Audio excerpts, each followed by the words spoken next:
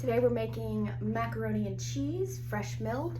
Step 1, mill 600 grams of durum or kamut into a fine flour. Step 2, crack an egg into a container that is zeroed out on your scale. An egg should be approximately 50 grams, but we don't assume. Then you're going to use the rest. Pour water in until you get to 230 grams.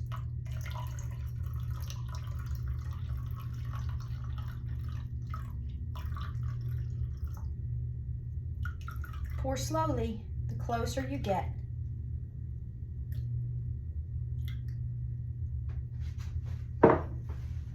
Whisk the water and the egg together until they're one homogeneous mixture, like so.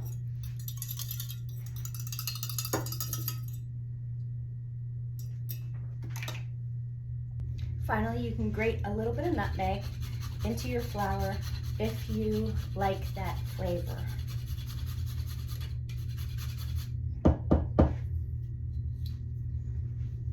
Making macaroni and cheese, we can choose from a variety of short pastas. I'm going to use probably the Rigatto Curvo, which would be your elbow macaronis, or we could do shells and cheese, which would be the conchigliette, I don't know how to pronounce it, but we have a small shell or a curved macaroni.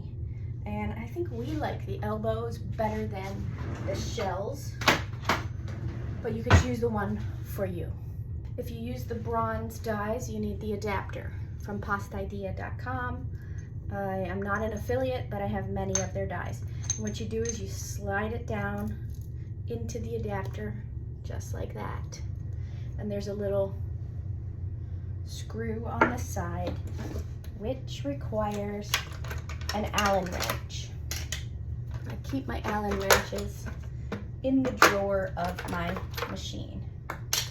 It makes it easier to find them when you need them. We're just gonna tighten this down so it doesn't move around when we're extruding. Righty tighty, lefty loosey, till it's tight, just like that. All right, so I'm going to be using the Philips Avance pasta machine today. It can be a little confusing. There's this part, there's a lid, and it gets scary. So we're just going to make this really easy. Okay, this container goes smaller hole first. This piece goes in so that the square fits into the square in the back of the machine. Next, the white piece goes on. See this part in the back? This is what holds up the auger. That's this silver piece. And we're gonna line up just like that. Next, our die goes on, okay? And you're gonna put the die on so that this lines up with this, okay? Just like so. Make sure that you don't have any pasta dried into your adapter. It should fit flush, just like that. And then finally, this piece goes on the front and we'll clamp it all down. So we're just gonna tighten, again, righty-tighty or clockwise. And we want them to be finished straight up and down, so we have more room for cutting the pasta. And then our lid goes on top, just like this. All right, here we go. First things first, we're gonna put our dry ingredients, or our semolina flour, basically our durum flour, okay, fresh milled, right into the machine.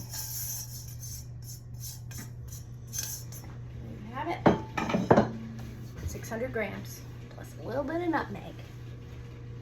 We're gonna put on our lid,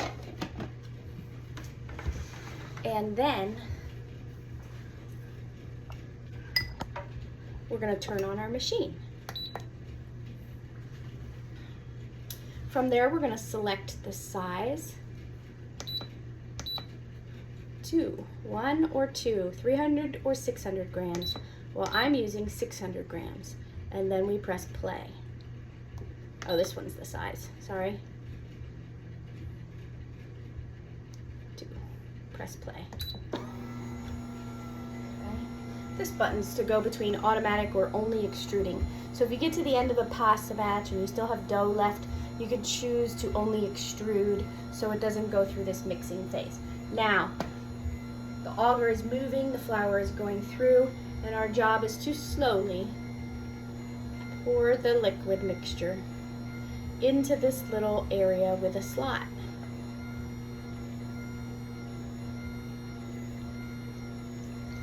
And that allows our dough to hydrate a little more uniformly than if we were just to mix it all or pour it right onto the flour. Okay? There we have it.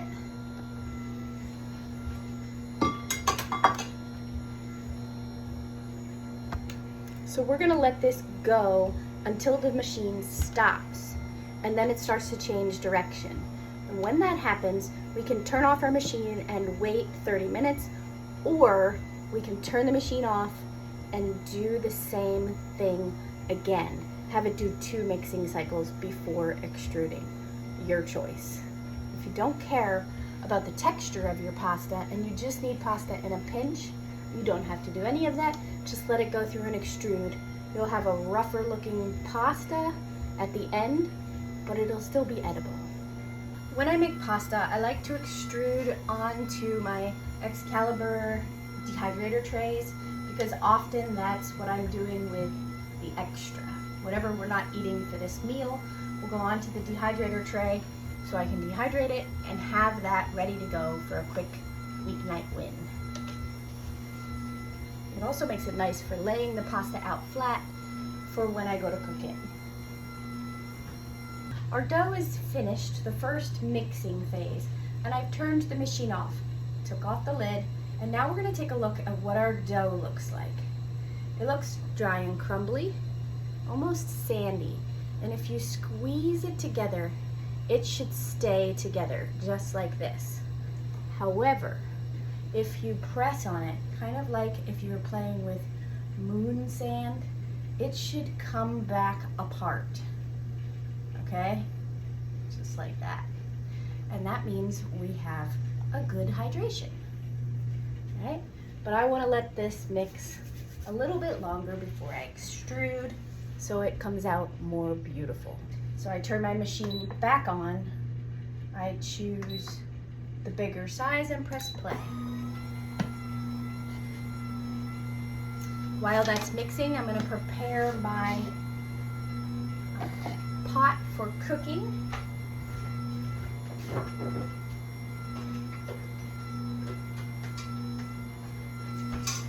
To make really good macaroni and cheese, I'm going to cook it in broth. I'm going to use a chicken stock.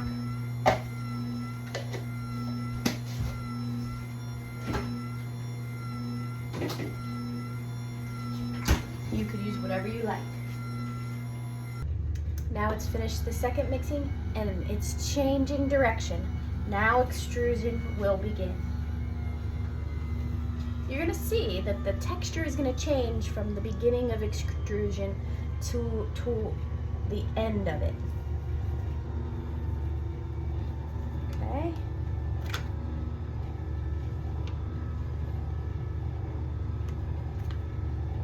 They're actually looking pretty good. This is the first. Looks great. But if you don't like the texture of your macaronis, what you can do is let it extrude for a little bit, cut it off, pause your machine, and put this back in. Okay? It will automatically restart. It should. Otherwise, press play and just cut when your macaronis get to the length that you like. That's it.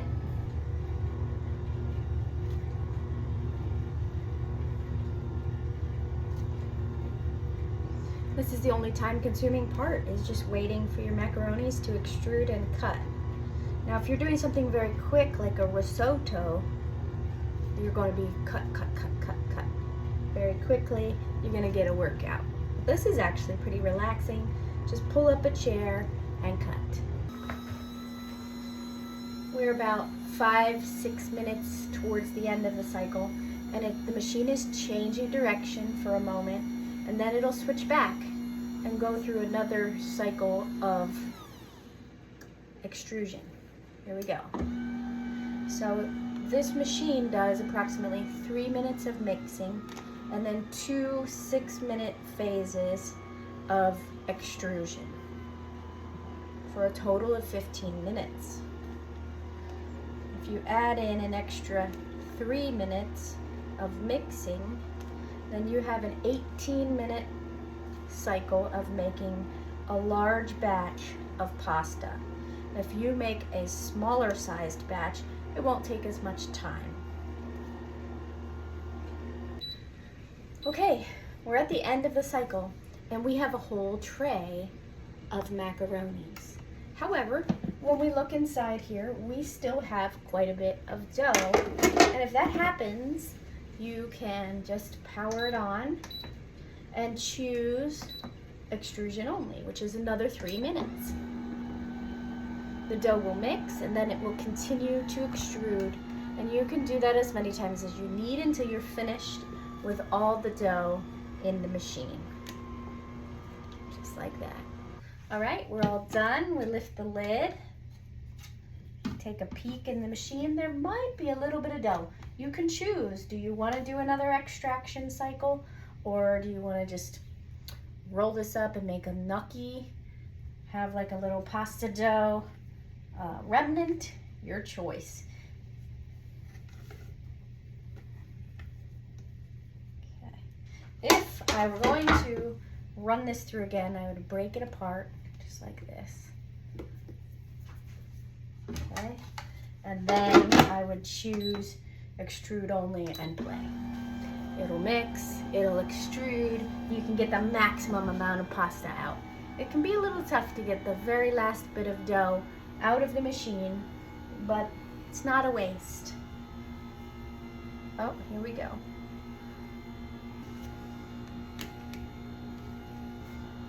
By this time, your water for cooking your macaronis should be simmering and ready to go for adding them into the water.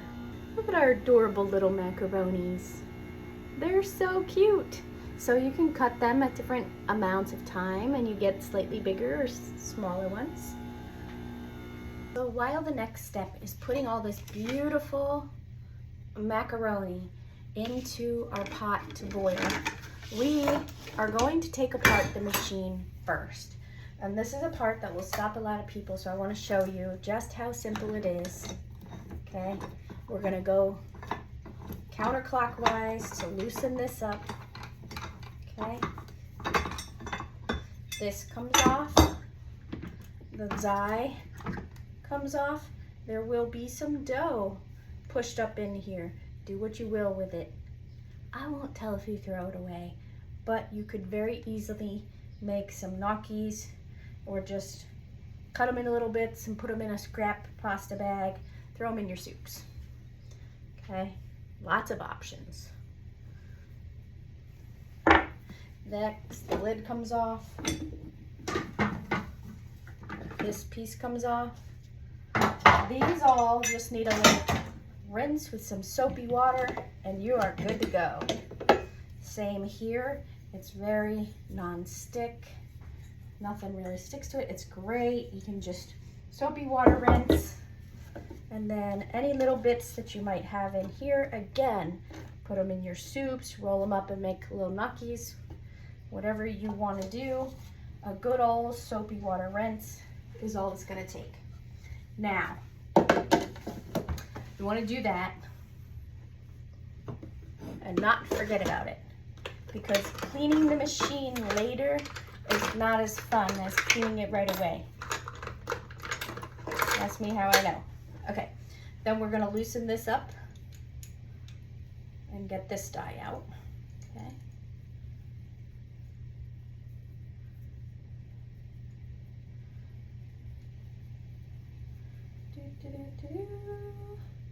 Just like that. Push down, clean this thoroughly. And this is a 2-part dye. So if you want to clean these easier, you want to take apart the dye. Take the one piece off.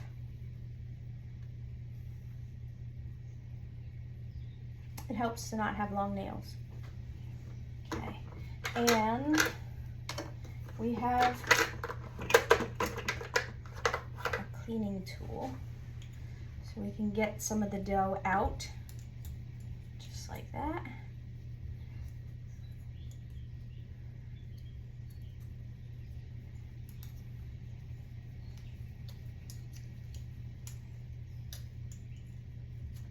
There you go. You can poke in each of these sections. Some people like to wait till it dries to get the dough out. I'm not one of those people. Okay. Right there is where the dyes separate.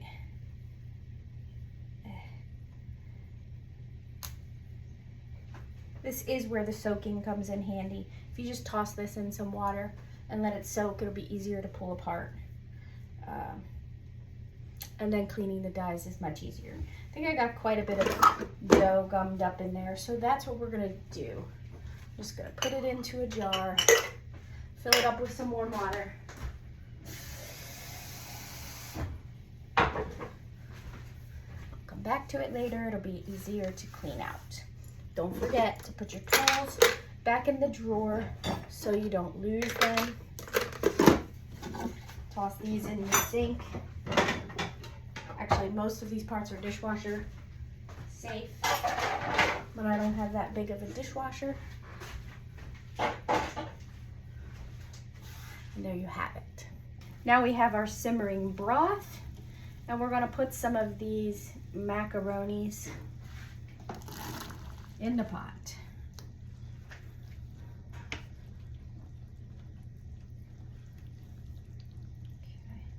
It will not take very long for these to cook.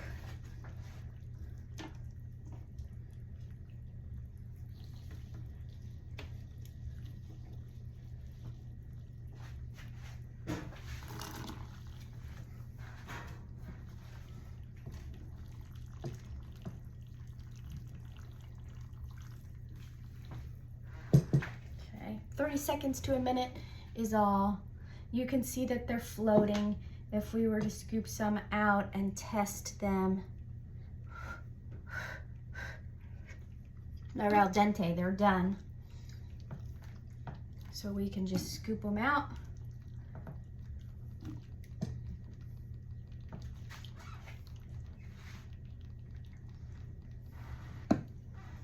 And that's it for now. An alternative would be to take your macaroni fresh from milling and add it to your container and then pour boiling broth over top. But what I'm gonna do is cook some of these macaronis in the pot first, and then I'm gonna add the broth right from this pot along with my cheese. That way it's softer, it's a little bit more tender. And I'm gonna save the rest of the macaroni and dehydrate it so we have a little lunch later in the week. Okay.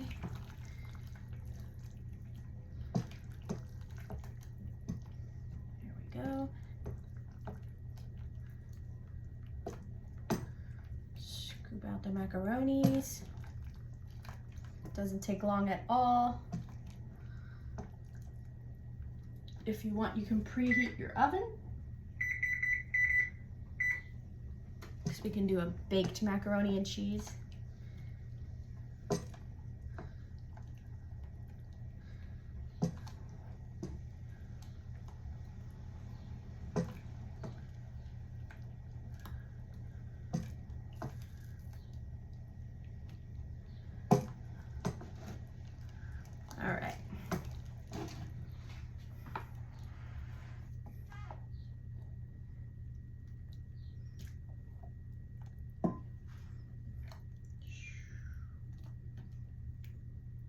I don't have a strainer.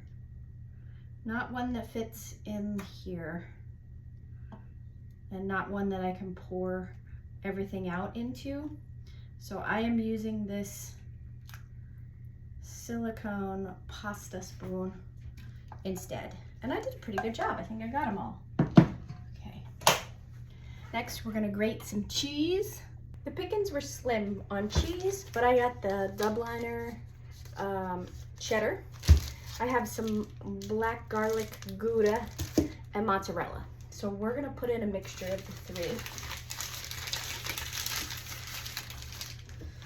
And we're just gonna grate it up. You can buy grated cheese, but it comes packaged with basically wood chips, cellulose, indigestible, nothing good for your body. Okay, we don't eat wood chips. So we will grate our own cheese.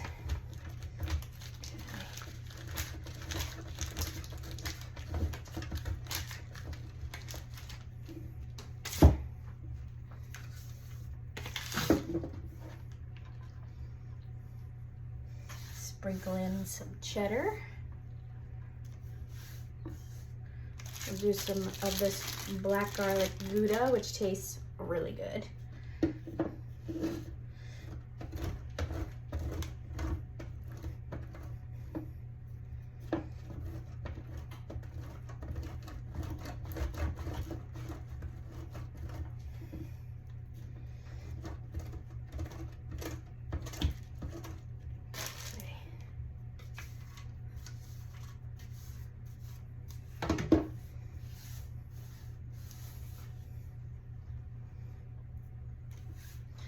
Put some mozzarella in there.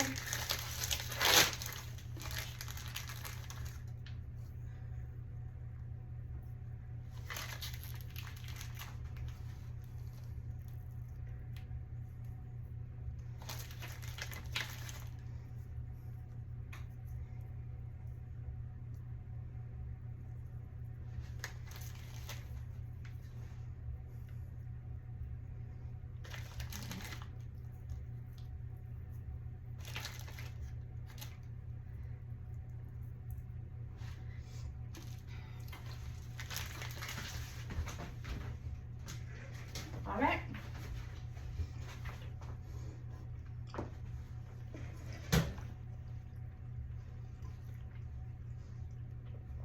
We can mix that up a little bit. Get the cheese all over.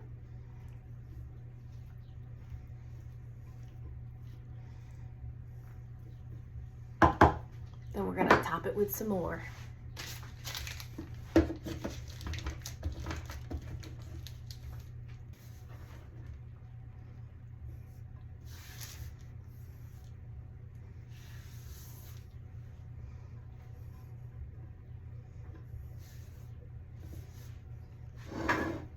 And we're gonna pour some of that broth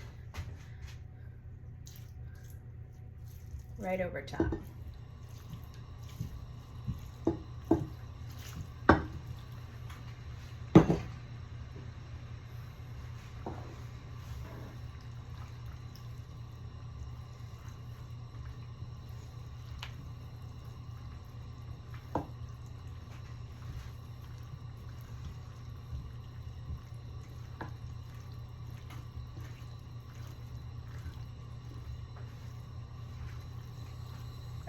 Try not to spill it.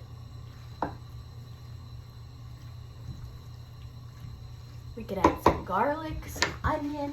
We already have garlic in our cheese, but I think a little bit more never hurt. Some paprika.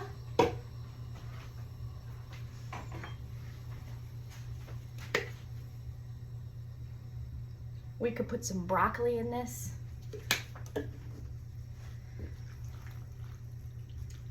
We're gonna steam broccoli and have it with the macaroni and cheese, not in it.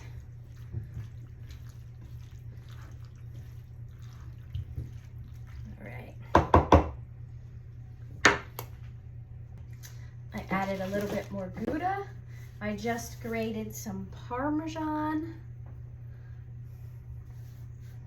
Okay,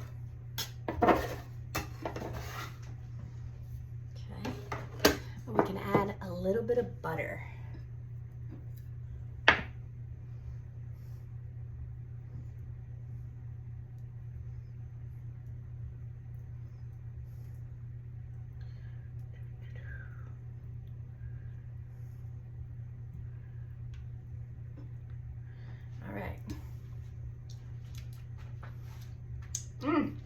One last mix.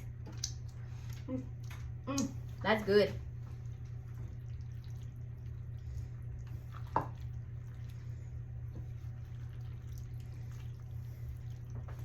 Mozzarella, Gouda, cheddar, Parmesan, Pecorino Romano would be pretty good in this. I might top it with that. Okay. And we're gonna bake this in the oven until it's delicious. Cheesy and gooey and wonderful. I found some goat cheese. I do not have cream cheese, which would make this especially creamy, but goat cheese is pretty close. So we're gonna add some of that. That's my name. Almost, I just have to bake it. Okay. Oh, that's yummy. But why does it smell like it already was cooked? Well, the noodles were cooked. I mean, you can have a little bit that's not baked, but it's gonna be even better baked. I want to have some unbaked. Some unbaked? Okay. I like it, I want the unbaked. Okay, get a small bowl, and I will get you some. How I'm gonna get this small bowl is I'm gonna do another sneaker. Okay. I'm gonna sneaky with it. That looks pretty good.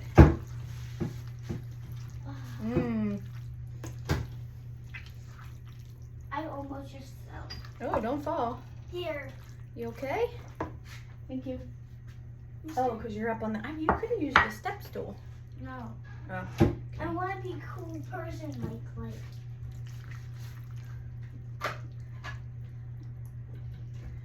You are a cool person, whether you use a step stool or not. There we go. There's yours before the bake. I think that's going to be plenty cheesy. Oh, you okay? What happened? Did you land on this? Yeah. Oh, buddy. Okay, it's really good. It is going in the oven, covered. And it's out of the oven, and it's nice and creamy, and stretchy, and delicious. You can do it however you like.